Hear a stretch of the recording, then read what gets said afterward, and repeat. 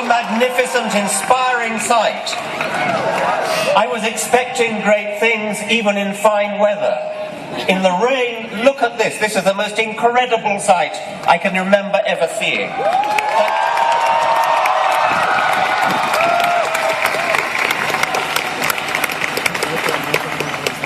The sharper critical thinkers among you may have discerned that I don't come from these parts. I see myself as an emissary from a benighted country that does not have a constitutional separation between church and state. Indeed, we don't have a written constitution at all. We have a head of state who is also the head of the Church of England. The church is deeply entwined in British public life. The American Constitution is a precious treasure, the envy of the world. The First Amendment to the Constitution, which enshrines the separation between church and state, is the model for secular constitutions the world over and deserves to be imitated the world over.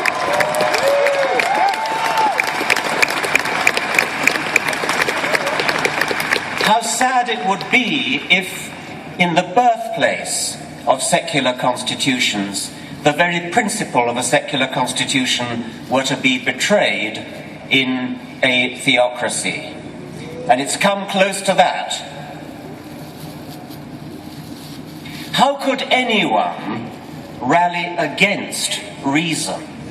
How is it necessary to have a rally for reason? Reason means basing your life on evidence and on logic, which is how you deduce the consequences of evidence. In 100 years' time, it seems to me inconceivable that anybody could want to have a rally for reason. By that time, we'll either have blown ourselves up or we'll have become so civilized that we no longer need it. I must keep an eye on time. Take as long as you want.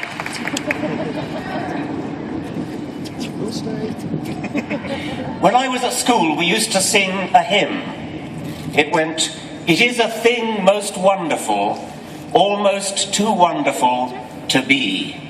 After that, the hymn rather went off the rails, but those first two lines have inspired me ever since. It is a thing most wonderful that on this once barren rock, orbiting a rather mediocre star on the edge of a rather ordinary galaxy, on this rock, a remarkable process called evolution by natural selection has given rise to the magnificent diversity of complexity of life, the elegance, the beauty, and the illusion of design which we see all around us, has given rise in the last million years or so to a species, our species, with a brain big enough to comprehend that process, to comprehend how we came to be here, from extremely simple beginnings where the laws of physics were played out in very simple ways.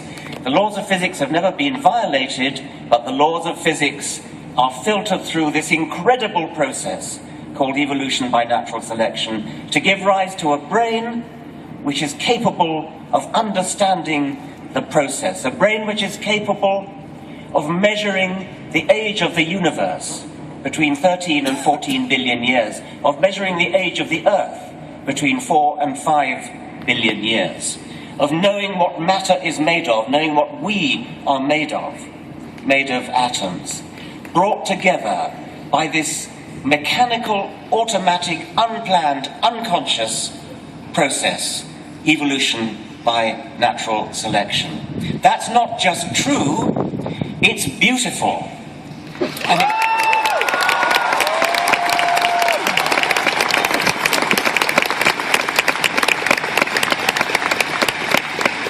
It's beautiful because it's true, and it's almost too good to be true. How is it conceivable that the laws of physics should conspire together without guidance, without direction, without any intelligence to bring us into the world? Now we do have intelligence.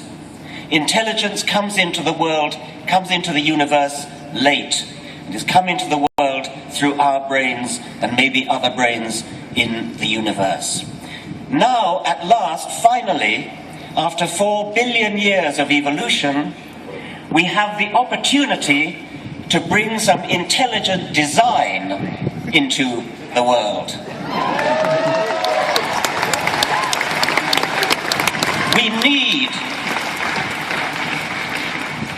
We need intelligent design. We need to intelligently design our morals, our ethics, our politics, our society.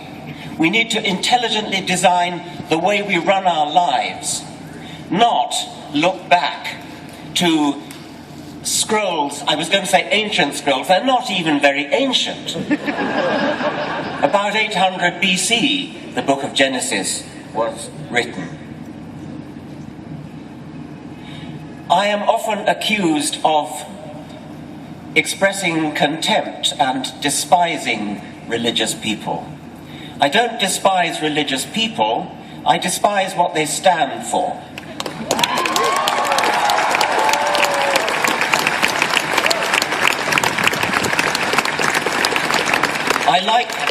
I like to quote the British journalist Johann Hari, who said, I have no contempt for you, I have so much respect for you that I cannot respect your ridiculous ideas.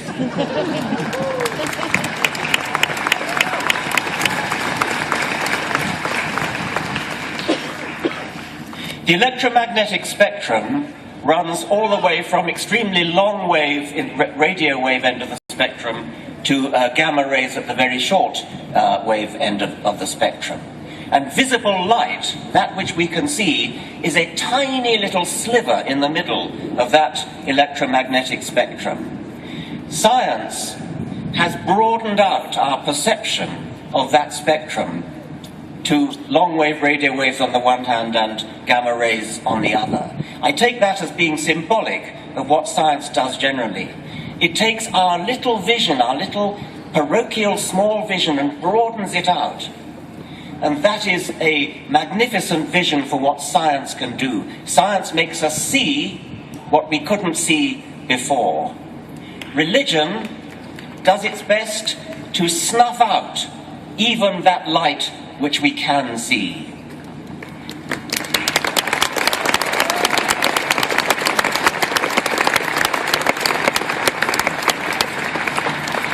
So we're here to stand up for reason, to stand up for science, to stand up for logic, to stand up for the beauty of reality and the beauty of the fact that we can understand reality.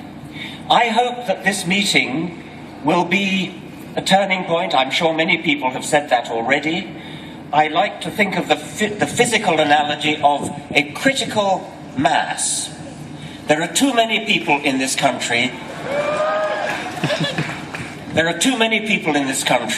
who have been cowed into fear of coming out as atheists or secularists or agnostics. We are far more numerous than anybody realizes.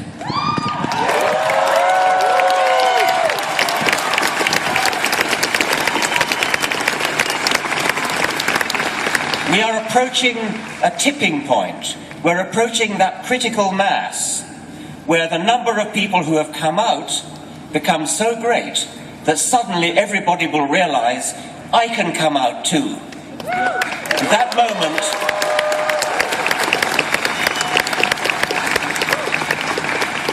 That moment is not far away now, and I think that with hindsight, this rally in Washington will be seen as a very significant tipping point on the road.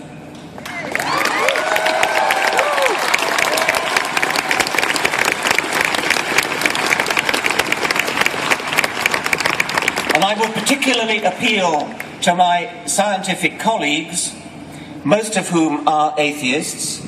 If you look at the members of the National Academy of Sciences, about 90% of them are non-believers, an exact mirror image of the official figures of the country at large. If you look at the Royal Society of London, the equivalent for the British Commonwealth, again, about 90% of them are atheists. But they mostly keep quiet about it. They're not ashamed of it, they just can't be bothered to come out and express what they feel. They think religion is just simply boring, and they're not going to bother to even stand up and oppose it. They need to come out. Religion is an important phenomenon. 40% at least of the American population, according to opinion polls, think that the world, the universe indeed, is less than 10,000 years old. That's not just an error, that's a preposterous error. I've done the calculation before, and it's equivalent to believing that the width of North America from Washington to San Francisco is equal to about 8 yards.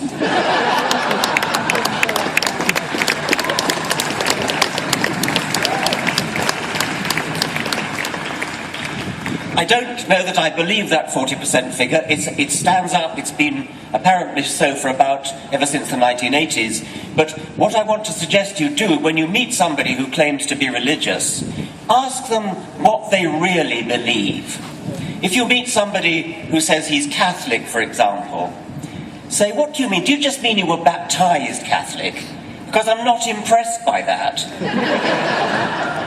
We just ran a poll, my foundation in Britain, just ran a poll in Britain in which we took those people who had ticked the Christian box in the census, and by the way, that figure has come down dramatically. We just took the people who ticked the Christian box, and we asked them, why did you tick the Christian box? And the most popular answer to that question was, oh, well, I like to think of myself as a good person. Well, we all like to think of ourselves as good people. Atheists do, Jews do, Muslims do.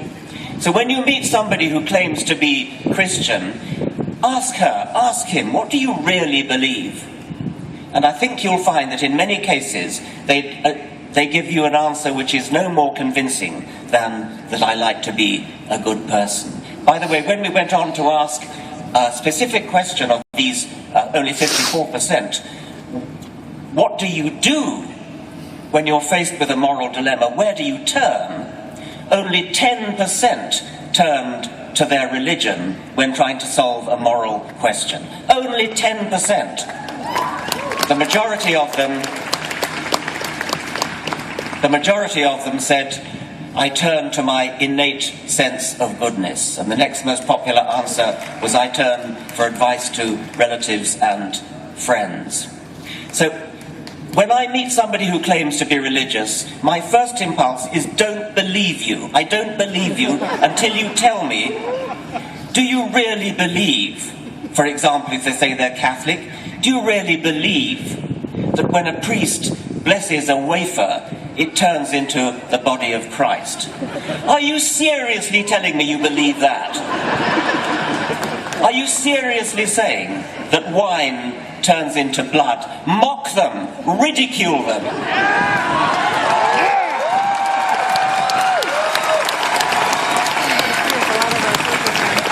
In public. Don't fall for the convention that we're all too polite to talk about religion. Religion is not off the table. Religion is not off limits. Religion makes specific claims about the universe which need to be substantiated and need to be challenged and, if necessary, need to be ridiculed with contempt.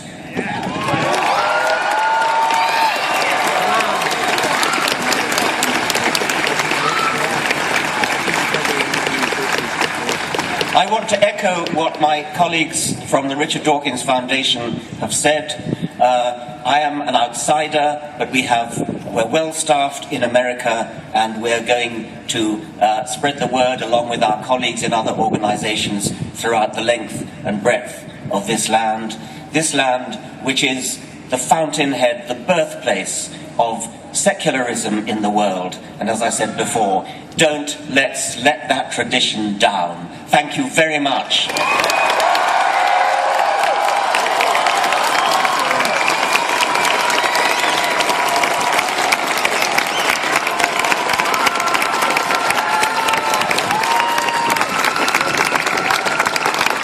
Professor Richard Dawkins.